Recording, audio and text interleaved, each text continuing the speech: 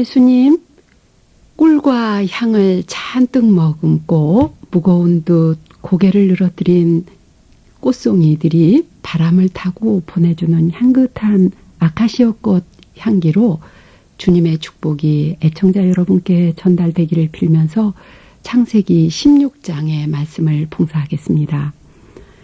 하나님께서 후손을 약속하신 아브라함에게 약속하신 15장에 이어서 16장은 아브라함과 사레가 인간적인 잔머리를 굴리다가 일어난 이 가정 풍파에 관해서 기술을 하고 있어요.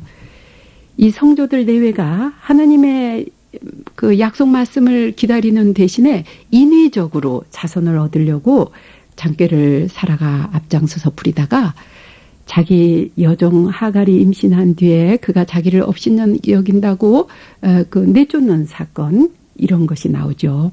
이 기다리지 못하는 것, 필요한 것을 당장 해야만이 직성이 풀리는 우리 현대인들에게 큰 경고가 되는 말씀이 아닐까 싶습니다.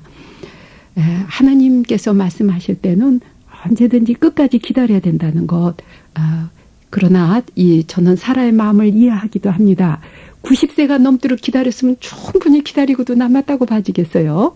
그런데도 아기가 없으니 어쩔 수 없이 이렇게 그 장께 부리는 거 이해는 합니다마는 어떻든 하느님의 말씀은 우직할 정도로, 미혹할 정도로 기다리고 참고 할 때, 그때 비로소 하느님께서 축복해 주신다는 말씀이 이 하갈과 이 사례의 이야기에 얽혀 있습니다. 하갈은 많은 여종들 중에서 주인 마님 사례에게 특별한 신임과 사랑을 받았다는 것을 알 수가 있어요. 특별히 선택함을 받은 것으로만 봐도 알 수 있겠죠. 그런데 자기가 임신하고 나서 여주인을 업신여겠다 하는 이 말, 그리고 이 천사가 이제 그 도망치는 하갈에게 물었을 때 그 너의 여주인에게 돌아가서 그에게 복종하라 하는 16장 9절의 말씀으로 미루어 볼 때 이 하갈은 여주인에게 복종하지도 않았다는 것을 알 수가 있습니다. 올챙이, 그 개구리 올챙이적 생각하지 못한다는 그런 말씀 기억이 나는군요. 저는요, 이 하갈처럼 제가 받은 것은 참 빨리 잊어버려요. 그런데 제가 남에게 조금이라도 좀 마음 써준 것은 다 기억하고 있거든요. 많은 사람들이 그렇지 않은가 싶습니다. 자기가 해준 것은 다 기억하고 있는데 받은 것은 너무나 큰 것을 받고도 당연한 것이냐 잊어버리고 감사하지 않기 때문에 이런 불상사가 일어나는 것이에요. 애청자 여러분들 중에서도 오늘 혹시 하갈처럼 자기의 그 받은 것을, 그 은혜 받은 것을 잊어버리고 계시지 않았는지 한번 기억해 보시고요. 감사하는 하루가 됐으면 하는 생각입니다. 아무튼 여기에서 사라가 하갈을 구박하자 하갈이 도망을 칩니다. 그 광야 샘터에서 도망친 하갈이 천사를 만나는데 천사가 묻기를 사레의 여종 하갈아, 어디에서 와서 어디로 가는 길이냐? 이럴 때 하갈은 저의 여주인 사레를 피해서 도망치는 길입니다 하고 말을 했죠. 아까도 말씀드린 대로 16장 9절에서 너의 여주인에게 돌아가서 그에게 복종하라고 천사는 말을 합니다. 그러면서 계속 말하기를 보라, 너는 임신한 몸 이제 아들을 낳으리니 그 이름은 이스마엘이라 하여라. 내가 고통 속에서 부르짖는 소리를 주님께서 들으셨기 때문이라고 16장 11절에 말씀하시죠. 주님께서는 비록 자기 잘못 때문이라 할지라도 고통 속에서 부르짖을 때 그 소리를 들어주시는 사랑의 하느님이시라는 것을 알려주십니다. 여기 우리가 내 잘못으로 그 고통이든지 남의 잘못뿐 아니라 내 잘못으로까지도 잘못했을 때 주님께서 함께 해주신다는 큰 위안이 될 수 있는 말씀입니다. 또 천사가 하갈에게서 태어날 이스마엘을 가르쳐서 그는 들나귀 같은 사람이 되리라. 그는 모든 일을 치러 손을 들고 모든 이는 그를 치러 손을 들리라. 그는 자기 모든 형제들과 맞서 혼자 살아가리라고 하는 이 이스마엘의 장래를 예언하는 이 말씀을 들으면서 저는 이스마엘이 꼭 아카시아 나무 같다고 생각을 했어요. 아카시아 나무는요, 다른 나무들하고 더불어 살 수가 없어요. 우리 노래에 동구박 과수원길 아카시아 꽃이 활짝 폈네 했을 때도요, 그 아카시아가 동구 밖에 과수원 길에 있었지, 과수원 안에 절대로 들어가서는 못 사는 나무입니다. 들어가서는 안 되는 것이에요. 우리 수녀님들이 아카시아 나무를 제거하기 위해서 뒷산에서 얼마나 애를 많이 썼는데도 불구하고 이 봄에 그 진한 향을 풍겨주면서 아카시아 꽃송이들이 우윳빛으로 고개를 늘어뜨리고 주렁주렁 매달려 있는 것을 봤을 때 그 거무튀튀한 그 구박받던 나무 뜬 거를 보면서 저는 눈물이 핑 돌았습니다. 그 너무나 불쌍한 마음이 들어서요. 꼭 이스마엘 같은 마음이 들어서 그렇게 참 안쓰러운 생각이 들었는데요. 그러면서 저는 하느님 마음을 이해할 수 있었어요. 이스마엘을 축복하시는 하느님. 아카시아 나무를 저는 진정으로 축복하는 마음이 됐습니다. 아카시아 나무야, 다른 나무하고 떨어져서 동구 밖에서 길거리에서 아주 번성하거라, 잘 살거라 하는 그 축복하는 마음이 바로 하느님께서 이스마엘을 더불어서 이삭과 떨어져서 그 형제들과 맞서서 혼자서 살 때 아주 들나귀처럼 억세게 잘 살아라 하는 그 축복의 말씀이 바로 이런 마음이 아닐까 하는 생각이 들었습니다. 그 들나귀와 같은 사람이 되리라 했던 그 아카시아 나무처럼, 그리고 자기 모든 형제들에게 맞서 혼자 살아가리라고 했던 이 말씀대로 형제 나무들과 어울려서 함께 살아갈 수 없는 이 아카시아 나무처럼 우리 주변에는 더불어 함께 살기 어려운 그런 분들이 간혹가다 있습니다. 성격이 너무 괴팍하고 너무 힘들어서 공동생활을 하기 어려운 이런 분들 우리가 축복해야 된다고 봅니다. 이 사랑의 하느님 아버지께서는 우리 주변에 아카시아 나무처럼 더불어 살기 어려운 품성을 지닌 그런 그 형제 자매들도 축복해 주시고, 또 우리 자신 안에도 다른 사람과 더불어서 이렇게 함께 어울리지 못하는 그런 성격도 하느님께 축복받는 성격이라는 것, 이런 것 생각을 하면서요. 아카시아의 성질에도 서로 연민의 정을 품고 자비로운 마음으로 대할 때 우리가 하느님의 축복을 함께 받는 이런 백성이 된다는 것 생각을 합니다. 이스마엘을 축복하시는 하느님은 찬미와 영광을 받으소서. 아멘.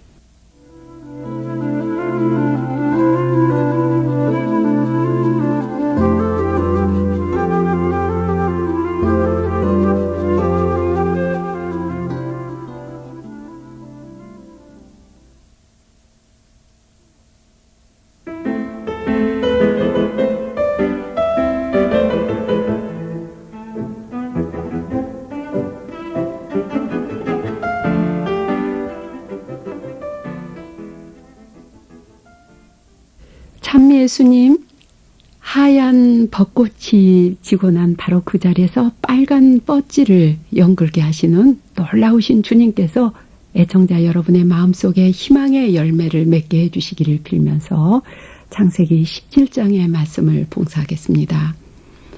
아브라함이 99세 되었을 때 주님께서 그에게 나타나 말씀하시기를, 나는 전능한 하느님이다. 너는 내 앞에서 살아가며 흠없는 이가 되어라. 나는 너와 나 사이에 계약을 세우고 너를 크게 번성하게 하리라고 17장 1절 2절에서 말씀하십니다. 이 말씀은 99세 노인에게 희망을 주시는 하느님의 말씀이세요. 생각해 보세요. 100세가 다 된 노인들한테서 생명이 태어나리라는 말씀은 있을 수 없는 일이죠. 믿기 어려운 현실입니다. 죽은 몸이나 다름없는 그 고령의 부부에게 새 이름을 주시면서 많은 민족의 어버이로 삼으시겠다고 계약을 맺어주시는 것은 오직 전능한 하느님만이 하실 수 있는 창조의 능력이죠.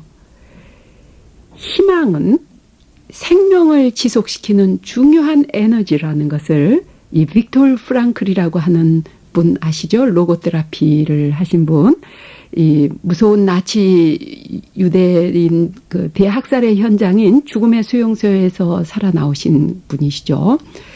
이분이 체험으로 깨달은 것은 인간은 삶의 의미를 잃지 않는 한, 다시 말해서 희망이 있는 한 죽지 않는다고 얘기하셨어요.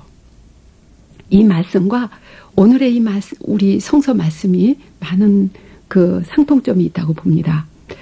희망의 빛이 사라진 99세 아브라함과 90세 사라에게 새 이름을 주시면서 새 생명을 약속하시는 하느님께서는 오늘 우리에게도 이 새 생명을, 새로운 이름을 주시면서 생명을 약속하십니다.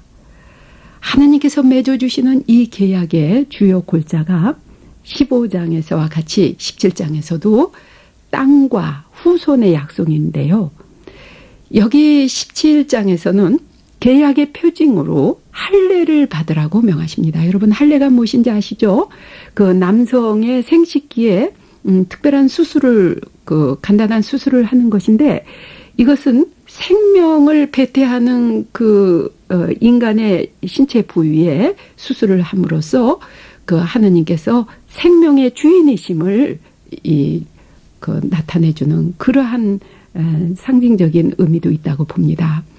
이 할례가 이스라엘 사람뿐 아니라 그때 당시 모든 유명민들에게, 또 오늘날에도 위생적인 이유로 많은 사람들이 하고 있는데, 성서에서의 할례는 특별히 조금 전에 말씀드린 그러한 그 생명의 주인이신 하느님께서 명하신 것이라는 여기에 큰 의미가 있는 것이죠. 하나님께서는 이 아브라함을 이렇게 아브라함에게 축복을 주시면서 이름을 바꿔주십니다. 아브라함을 아브라함으로, 사레를 사라로 바꿔주시면서 큰 민족의 어버이가 되리라고 말씀을 하세요. 이 이름을 새로 받는다는 것은 거듭 새로 나야 된다는 의미인 것입니다.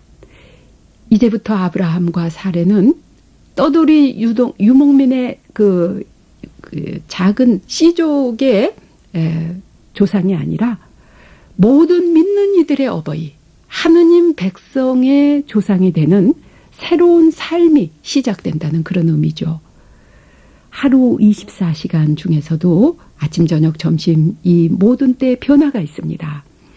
기도를 하거나 일을 하거나 무엇을 할 때든지 우리가 매번 새로운 이름을 받는 마음으로 이 매 시간 임할 때 우리는 거듭 새로 나는 기회, 축복을 받는 기회가 된다는 것, 이것이 오늘 말씀이 주는 메시지라고 봅니다. 조금 전에 우리가 잘못했다 할지라도 지금 깨닫고 바로잡으면 은총의 계기가 된다는 것이 이 새로 남의 특전인 것입니다. 또한 이 아브라함은 하느님의 말씀을 들은 그날로 17장 23절에 보면 그날로 자기 집안 사람들 가운데서 남자들을 모두 데려다가 하느님께서 그에게 이르신 대로 포피를 베어서 할례를 베풀었다고 했어요. 이 아브라함의 이 믿음은 미루지 않는 믿음이었습니다. 그날로 하느님의 말씀을 즉각 순종하는 그런 믿음이었죠. 저는 어렸을 때 주일학교에서 들은 말씀이 생각나는데요. 이 지옥에서 제일 큰 표창장을 받은 악마가 누구였는가 하면 인간들에게 내일이라는 말을 심어준, 내일로라는 말을 심어준 악마가 제일 큰 상을 받았대요. 그러니까 무엇을 하든지 좋은 일을 얼마든지 해라. 뭐든지 하는데 내일 하자. 내일 하자. 내일로 미루는 거예요. 내일은 우리 평생에 돌아오지 않죠? 너무나 멋진 유혹이라고 봅니다. 그런데 아브라함은 내일로 미루는 이런 그 악마의 유혹이 아니라 그날로, 바로 오늘, 지금, 당장 하느님의 말씀을 듣는 그날로 하느님의 말씀을 순종하고 실행했다는 것, 이것이 우리에게 주시는 큰 메시지라고 봅니다. 우리가 내일로 미루지 않고 그날로 실행하는 사람이 될 때 복된 사람이 된다는 말씀이죠. 이 하느님의 말씀에 희망을 두는 사람만이 그날로 실행할 수 있는 이런 그 행동하는 믿음을 지닐 수가 있어요. 100세가 다 된 노인에게 새 생명의 희망을 주시는 하느님의 뜻은 인간의 이 뜻을 인간의 한계성으로는 다 알아들을 수가 없습니다. 그러기에 우리는 자기 식대로 자기 생각대로 알아듣고 판단하고 불평하고 좌절하고 또 참지 못하고 합니다. 사라가 조금만 더 참았더라면, 근데 사라와 아브라함은요, 저라도 사라처럼 행동했을 것 같아요. 참을 만큼 참았죠. 99세가 되도록 참았으니 얼마나 참았어요. 하느님도 참 묘하신 분이시죠. 이렇게 인간이 완전히 인간적인 머리로서는 희망을 할 수 없는, 더 이상 희망할 수 없는 그런 그 절망 상태에서 하나님께서는 희망을 주십니다. 끝까지 믿는 자들은 구원을 받으리라는 이런 메시지가 오늘의 말씀에 들어 있습니다. 아브라함의 믿음을 축복하시고 인간의 능력으로는 불가능한 새 생명을 우리에게 새롭게 주시는 하느님 아버지와 또 이 아브라함의 믿음을 따르는 우리 모든 사람들을 늘 새롭게 탄생시켜 주시는 우리 주님은 세세의 찬미와 영광을 받으소서. 아멘.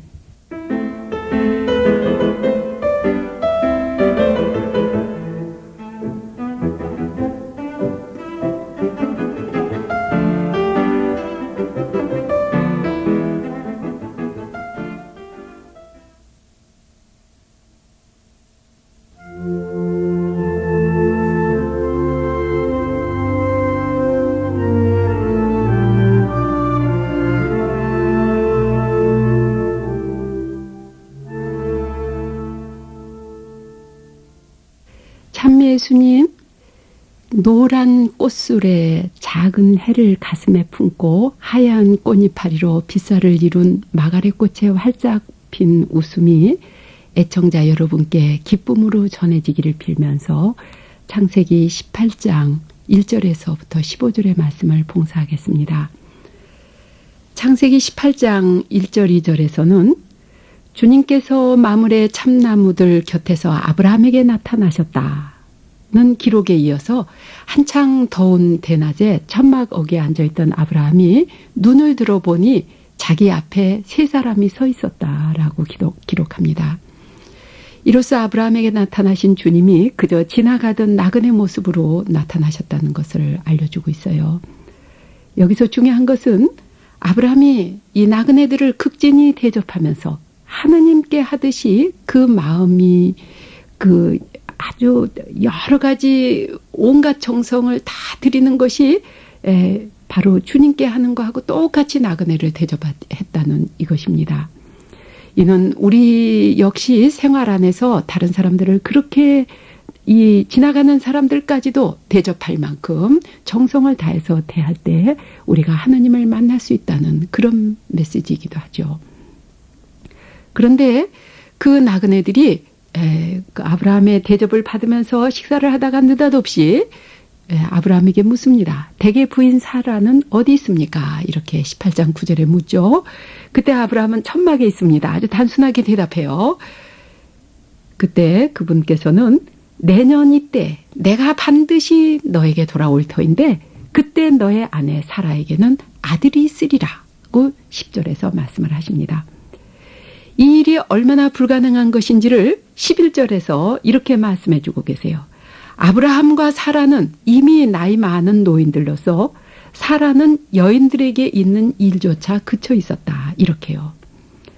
그때 사라는 아브라함의 등 뒤 천막 어귀에서 이 말을 듣고 있었다고 했는데 아브라함 시대는 물론 현대에도 중동 지역의 여인들은 외간 남자들 앞에 나서면 안 돼요. 베두인 여인들은요 절대로 손님 앞에 나타나거나 이 남자들 이야기에 끼어들지 않지만 그렇지만 모르는 게 하나도 없어요. 그 휘장 뒤에서 모든 이야기를 다 듣고 보면서 다 알고 있는 것이죠. 우리 그 한국 자매 중에서 이란인과 국제 결혼한 자매가 있는데 저에게 얘기하기를 자기도 외출할 때는 외국인이지만서도 반드시 이 눈만 내놓고 머리에서부터 뒤집어 쓰는 그 검은 천으로 얼굴을 가리고 나가야 된다고 했어요. 그리고 이것을 어길 때는 지금도 돌팔매질을 당한다고 그렇게 얘기를 합니다. 아무튼 이 성서에 나오는 이 사라도 손님들하고 직접 대면하지 않고 천막어기에 숨어서 아브라함과 나그네의 대화를 하나도 빠뜨리지 않고 다 듣고 있었다는 것을 여기서 알려주고 있어요. 손님들 역시 자기네 얘기를 안주인이 듣고 있다는 것을 알기 때문에 이제 말을 하는데 여인에게 직접 말을 걸지 않는 게 재미있습니다. 마치 우리 옛 풍습에 양반이 다른 양반 집 방문했을 때 직접 말을 하지 못하고 문 앞에 서가지고 여봐라 건두 계시냐고 여쭈어라 하면 안에서는 또 직접 대답하지 않고 거기 찾아오신 분이 누구시냐고 여쭈어라 하면서 이렇게 간접화법 쓰는 거 여러분 아실 겁니다. 창세기 18장 13절에 주님도 사라에게 직접 말씀하지 않고 아브라함에게 이렇게 말씀하셨다고 하셨어요. 어찌하여 사라는 웃으면서 내가 이미 늙었는데 정말로 아이를 낳을 수 있으랴 하느냐. 너무 어려워 주님이 못할 일이라도 있다는 말이냐. 내가 내년 이맘때 너에게 돌아올 터인데 그때 사라에게는 아들이 있으리라. 이렇게 말했다고요. 이처럼 주님이 간접화법으로 사라에게 하는 말을 아브라함을 향해서 했는데 사라는 그냥 당황해가지고 주님께 직접 대답을 해버리는 것이 18장 15절에서 나옵니다. 그리고 성서에서는 이 사라의 돌연한 이 직접 화법에 대해서 사라가 두려웠기 때문이라고 변명을 해주고 있어요. 이 18장 15절의 말씀에서 사라는 저는 웃지 않았습니다 하면서 부인을 했어요. 그러자 그분께서는 아니다. 너는 웃었다. 직접적으로 이제 말이 오고 갔습니다. 사라와 하느님과의 대화. 얼마나 정겨운지요. 인간과 신경이 하시는 하느님입니다. 인간과 참으로 가까이 하시는 하느님. 우리 일상사에 개입하시고 아주 그 평범한 일, 손님 접대, 음식, 식사를 같이 하시고 하는 이런 그 작은 것에서 이루어지는 모든 일들, 여기에 하느님의 모습이 그려져 있습니다. 그런데 여기 사라는 자기도 모르게 거짓말을 한 셈이죠. 하느님까지도 속이겠군요. 하느님한테까지 거짓말을 하는 인간을 좀 보세요. 그런데 이렇게 사라와 같은 거짓말은 우리 일상생활에서 어쩌면 먼지처럼 많지 않나 생각합니다. 두려워서 당황해가지고 얼떨결에 해버린 거짓말이 큰 죄는 될 수 없겠죠. 그렇지만 그런 작은 거짓말도 습관이 돼서는 안 된다는 것을 하느님께서 하시는 그 태도로서 우리는 보여주십니다. 알 수가 있습니다. 하느님께서는 그렇게 작은 거짓말까지도 분명하게 바로 잡아주세요. 아니다. 너는 웃었다. 이렇게요. 우리도 매일의 생활, 우리 언어에서 그와 같은 작은 허위야, 거짓을 발견할 때마다 의식하면서 줄여가야 한다는 것을 오늘의 말씀은 깨우쳐주고 있습니다. 한마디 말이 약속 어음이 되는 인간이 되라고 가르쳤던 그 우리 옛 어른들의 말씀은 참으로 귀한 말씀이 된다고 봅니다.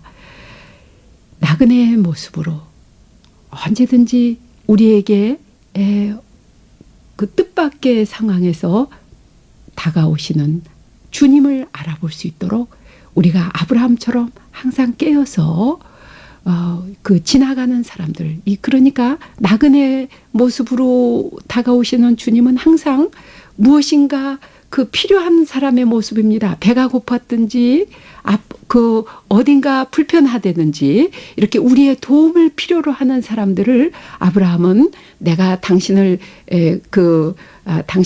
이렇게 봐줍니다 하는 식으로 해주는 게 아니라 극진한 그 종의 자세로서 극진하게 대접을 하는 것이죠.